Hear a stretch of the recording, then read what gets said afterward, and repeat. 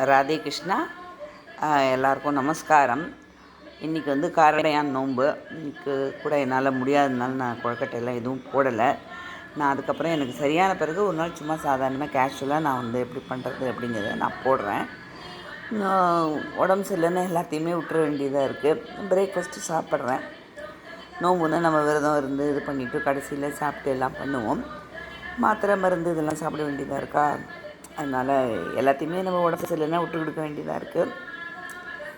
அதனால் ஒரு kind advice எல்லாருக்கும்னா, உடம்பு வந்து நல்லா பார்த்துக்கோங்க.